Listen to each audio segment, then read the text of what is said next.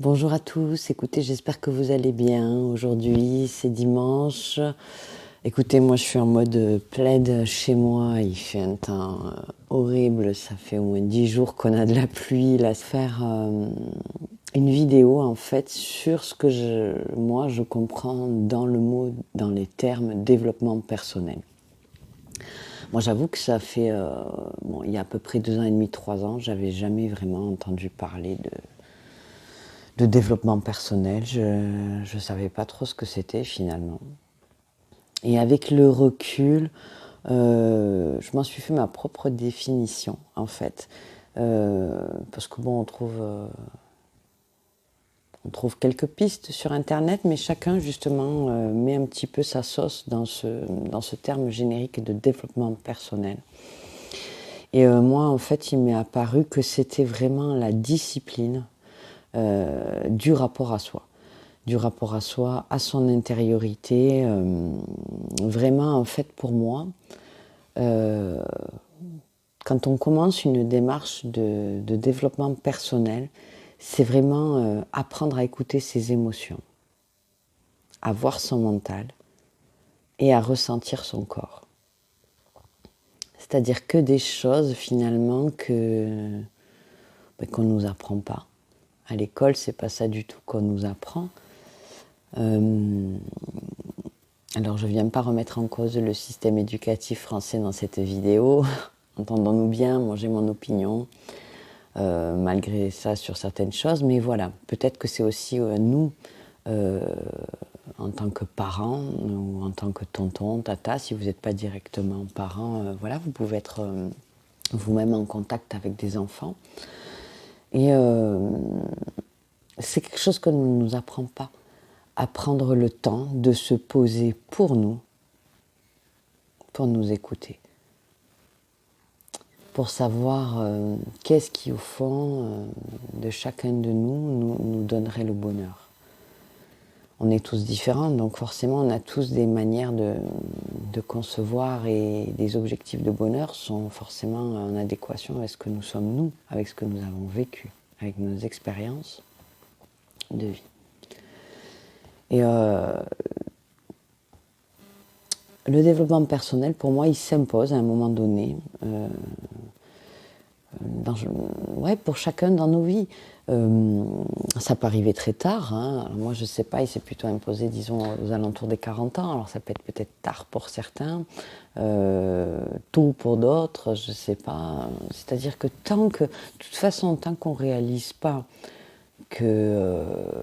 tant qu'on ne prend pas le temps de réaliser, de se poser pour réaliser qu'on n'est pas heureux, qu'il y a quelque chose au fond de nous qui résonne, mais de manière négative, qui remonte. Des fois, on a des réactions, on ne comprend pas pourquoi. Donc, tant qu'on ne prend pas ce temps-là pour nous, vis-à-vis de nous,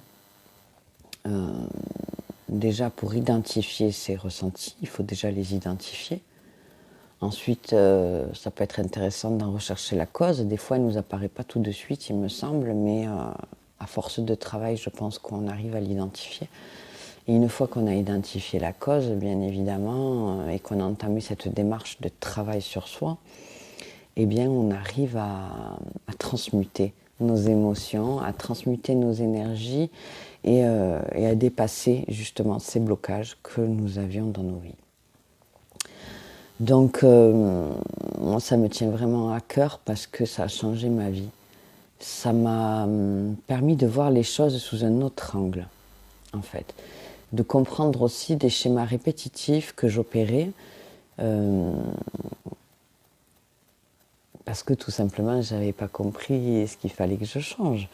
C'est non seulement changer nos façons de voir les choses, de les appréhender, mais c'est aussi que ça nous procure. Et c'est aussi changer nos comportements. Donc ça implique quand même un gros travail, quoi, qui ne se fait pas comme ça du jour au lendemain. Ça, j'en suis tout à fait consciente. Moi, j'ai pris beaucoup de temps. Disons que ça fait 2 ans que j'ai entamé cette démarche-là, et surtout à travers la cartomancie. Voilà, moi, ça a été mon support. Voilà, un des outils. Bon, je vous en parlerai après, mais voilà. Quelquefois, il y a un outil qui s'offre à nous dans notre vie, et c'est pour nous aider à travailler sur ces choses-là. Des fois, c'est juste notre mal-être qui s'installe durablement, qui fait qu'à un moment donné, où on a un burn-out, où il y a tout qui s'écroule dans nos vies, et on se dit, mais mince, mais qu'est-ce qui se passe? Qu'est-ce que j'ai fait pour mériter ça? Et rien que cette phrase-là, qu'est-ce que j'ai fait pour mériter ça? C'est une pensée limitante négative qu'on a tous ce réflexe presque de nous dire. Et on nous a conditionnés comme ça, indirectement, je veux dire, dans un système éducatif, nous, dans les sociétés modernes occidentales, capitalistes, ouais, à l'école, on nous apprend à déjà avoir une éducation, mais en fait avoir une éducation pour arriver à un travail. C'est pas une éducation pour être heureux, pour être libre. On fait des études pour avoir des compétences, pour obtenir un travail, pour s'insérer dans la société. Donc c'est des schémas de comportement, on ne s'en rend même pas compte, nos parents non plus, nos grands-parents non plus, qui se forgent au travers des siècles. Et peut-être pour nos enfants, il y aura d'autres schémas qui seront là, parce qu'il y a beaucoup de choses qui se remettent en question aujourd'hui, mais indirectement, c'est des schémas qui sont là qu'on nous impose. Et c'est vrai qu'on ne nous apprend pas à prendre ce temps-là pour nous. Voilà. Du moins dans des sociétés telles que la France. Il y a d'autres pays où il y a quand même une mise en place de spiritualité, de temps de méditation, ces choses-là qui peuvent aider déjà les enfants à appréhender ce domaine, en fait, cette discipline, tout simplement, qui, à un moment donné, on en a besoin dans nos vies, je pense. Voilà, de se pencher sur nous. Et si on a vraiment envie d'être heureux, on se donne les moyens. Donc, c'est ce qu'on appelle le développement personnel. Voilà. Pourquoi, en fait? Parce que, voilà, comme je l'ai dit, l'enjeu, c'est d'identifier à un moment donné qu'est-ce qui freine nos vies. Quels sont les ressentis, les situations qui impactent nos vies, pourquoi elles se présentent là, comment. Si on peut identifier la source, c'est top. Des fois, c'est pas possible suivant certaines situations, mais voilà, tout ça, l'objectif, en fait, c'est de s'en libérer. C'est de se libérer de ce qui nous impacte négativement depuis pas mal d'années, pour pouvoir accéder tout simplement à une harmonie intérieure, à un alignement de notre âme, de notre mental, de notre corps, voilà. Qu'on puisse profiter pleinement de nos vies de la plus belle des façons qui soit. Voilà. Donc comment est-ce qu'on peut, parce que c'est bien joli, tout ça, développement personnel, mais non, en fait c'est pas si simple comme je vous dis. Donc déjà comprendre, voir, identifier, repérer qu'est-ce qui nous cause des souffrances. Des fois on a besoin de thérapeutes, que ce soit des médecins traditionnels, que ce soit de la médecine holistique. Pour moi, les deux approches sont vraiment complémentaires. De toute façon, je ne peux pas vous conseiller d'aller voir que des voyants et de ne pas aller voir des psychothérapeutes. Vous voyez, c'est compatible. Après, il faut que vous trouviez, vous, en fait, les outils qui vous correspondent, que vous pouvez combiner et qui vous apporteront le meilleur. Aujourd'hui, nous avons une palette d'outils en termes de développement personnel qui est vraiment... Voilà, on a l'hypnothérapie, on a tout ce qui est naturopathie, on a la médecine chinoise maintenant, on a vraiment des choses construites là-dessus, la sophrologie, le reiki, le FT, tout ce qui est programmation neurolinguistique, PNL, tout ce qui est psychoénergie, et un peu plus mon domaine, tout ce qui est cartomancie. Parce que voilà, la cartomancie, c'est un moyen à travers un support, ne serait-ce que graphique, de cartes, un support matériel.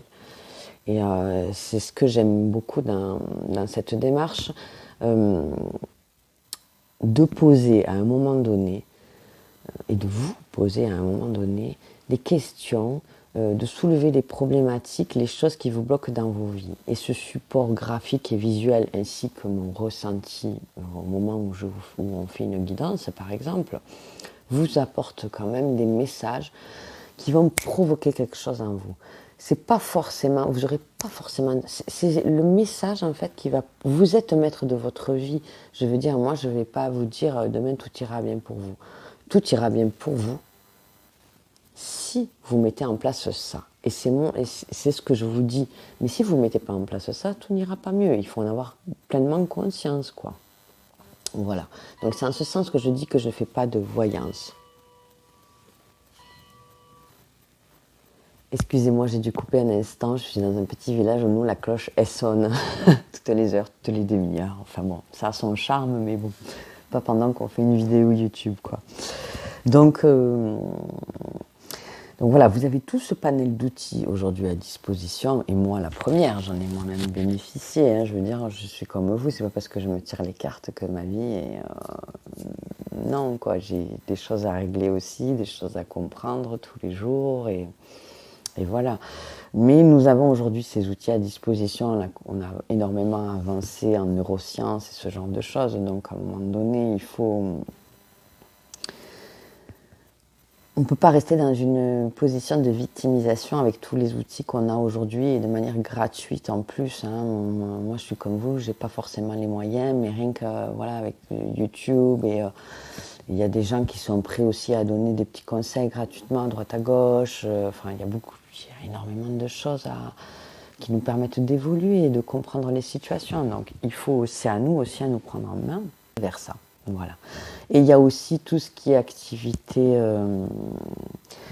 qui nous recentre sur l'instant présent. Par exemple, la peinture, l'écriture, le dessin, les loisirs créatifs, la cuisine aussi, la musique. Enfin, ce genre d'activité qui fait qu'on déconnecte notre mental parce que voilà, c'est ça, on est tellement bouffé dans nos vies de tous les jours, métro, boulot, dodo, ou les mamans qui courent dans tous les sens, qui gèrent plusieurs enfants, qui bossent à côté, qui sont indépendantes. Enfin bon, on a tous des vies ultra compliquées, parfois on est séparés, donc la garde des enfants, machin, patin, la garde des animaux, enfin bon. Voilà quoi, donc c'est vrai qu'on est pris dans ce flot, je veux dire, il ne faut pas culpabiliser de ça. C'est juste que voilà, à un moment donné, si on arrive à se rendre compte qu'on est pris dans ce flot et qu'on n'a plus de temps pour soi, parce que tout simplement on ne s'accorde pas du temps pour nous-mêmes, c'est à nous à prendre cette décision aussi, à se dire bon maintenant ça suffit, je me prends 5 minutes de méditation par jour, mes enfants ils mangeront pas moins bien, je veux dire, voilà quoi, mon mari, je serai toujours là pour m'occuper de lui, mais à un moment donné il faut prendre ce temps, quoi, il faut le prendre, c'est nécessaire. Si vous voulez être heureux et trouver un bel équilibre malgré tout, malgré le fait que la vie soit difficile, elle est difficile. Il y a des épreuves qui sont extrêmement compliquées à vivre, mais la façon dont on prend les choses, dont on les appréhende, et puis ça peut vraiment changer énormément de choses, vraiment. Voilà. Donc je ne vais pas parler plus longtemps, j'avais juste envie de vous faire vraiment cette petite vidéo comme ça, de manière très très spontanée, voilà, pour mettre les choses au clair par rapport à ce que moi j'entends quand je parle de développement personnel. Voilà, c'est vraiment la discipline du rapport à soi, à son intériorité, que l'on met en place à travers des outils divers et variés, qui peuvent être aussi indépendants. On peut utiliser un seul outil par période, par exemple, puis passer à un autre outil, mais aussi combiner plusieurs de ces outils en même temps. Ça dépend vraiment des besoins, et je veux dire, et de l'intensité de la situation qu'on a dépassée. Voilà. Écoutez, je vous souhaite une très belle fin de soirée, de journée, très bon courage pour la reprise. Et puis, je pense que dès la semaine prochaine, là, je vais commencer à vous mettre en ligne les tirages de guidance générale pour le mois d'avril. Donc, voilà.